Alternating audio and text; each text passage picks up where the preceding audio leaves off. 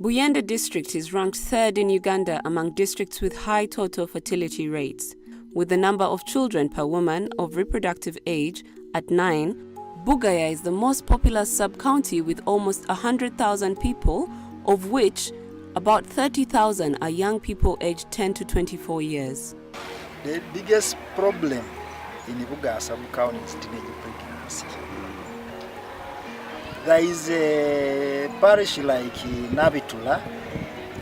2 years ago, they didn't have a senior for graduates.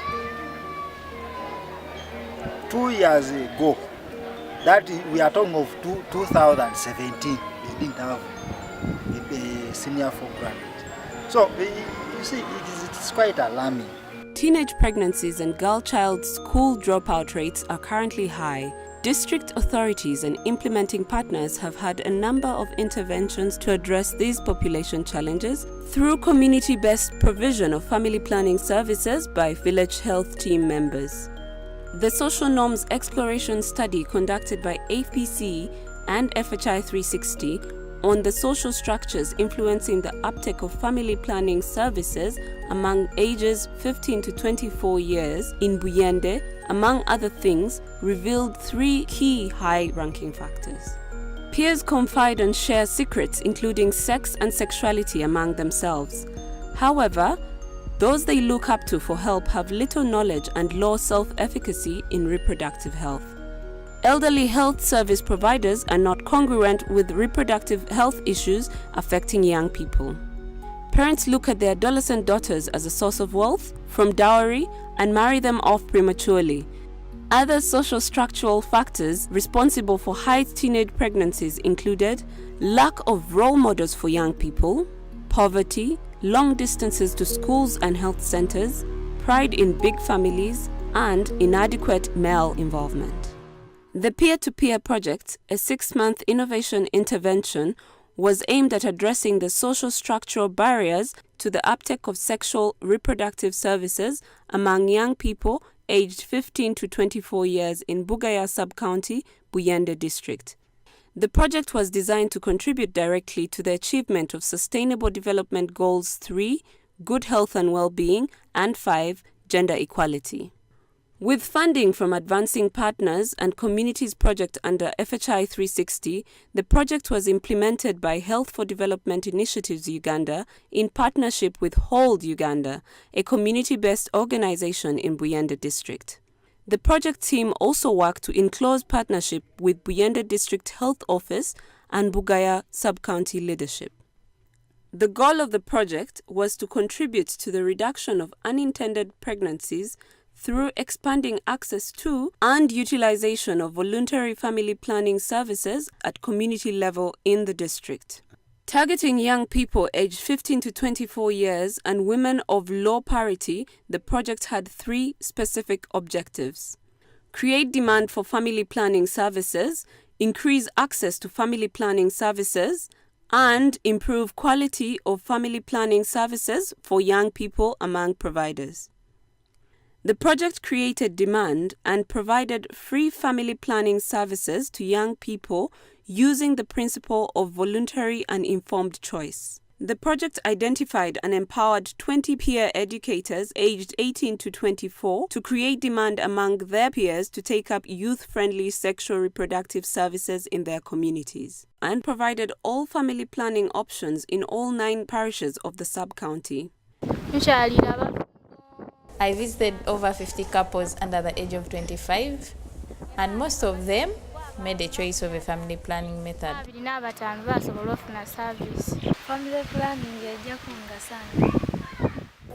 Family planning is going to help me space my children.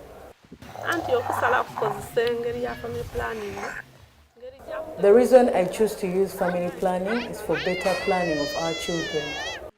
Moving door to door, the peer educators held small group sessions, targeted youth savings and loan associations, and conducted community dialogues with support from the Social Behavior Change Communication Officer and 2 peer service providers, PSPs.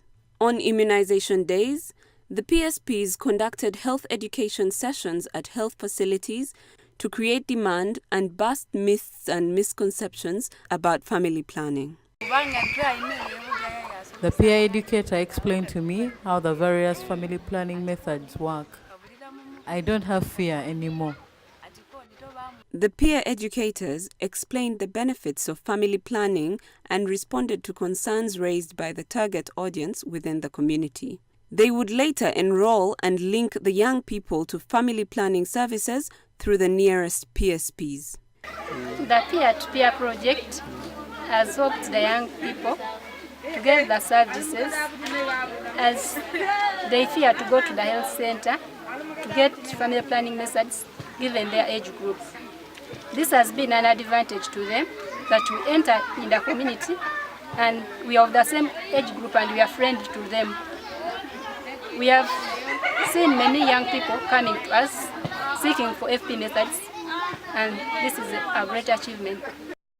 A very good deal in identifying these peers look for their fellow peers, because when they go and meet them, they don't shy away because they are of the age group.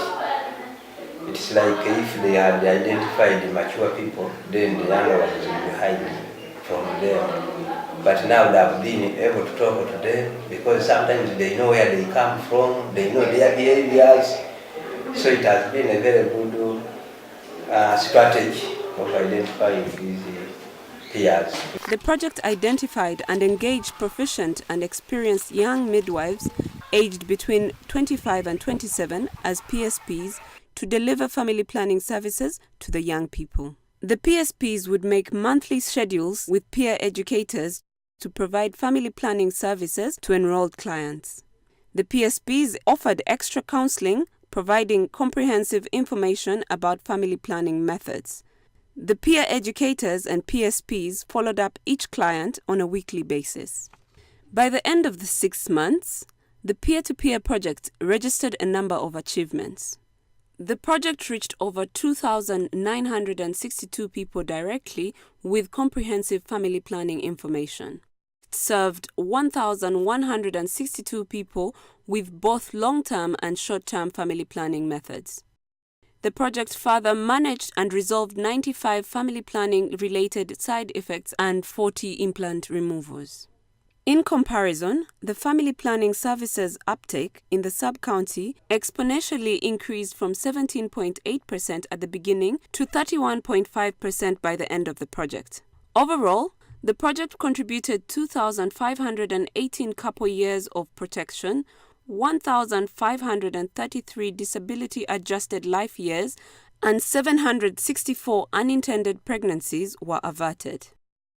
And we realized that this model of using peer service providers within the community is much better than a static point within the facility where you wait for people to come.